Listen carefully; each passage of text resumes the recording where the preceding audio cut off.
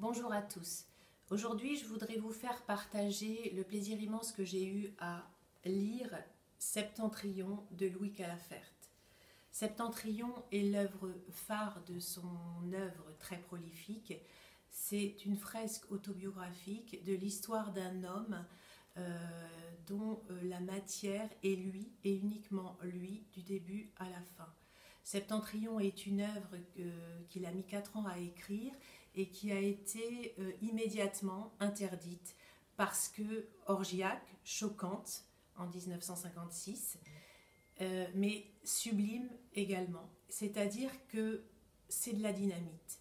C'est de la dynamite d'un point de vue littéraire, mais aussi politique, social, artistique.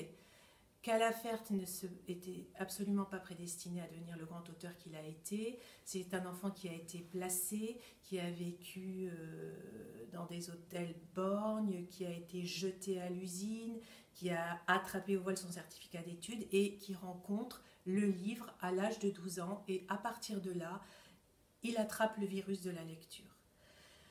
En dehors de Septentrion, il a eu évidemment ses heures de gloire. C'est quelqu'un qui a su vivre aussi dans, je dirais, une vie normale, une vie urbaine, une vie mondaine.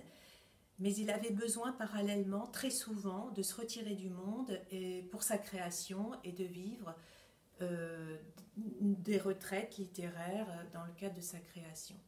Si vous n'avez pas lu Septentrion, faites-le absolument sur le champ. Ce serait immoral de ne pas lire Septentrion.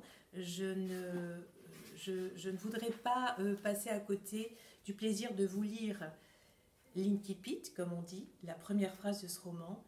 Au commencement était le sexe. Et la dernière phrase de ce roman sublime. Sur ce bonsoir, j'en ai assez dit. Ite missa est, la messe est dite.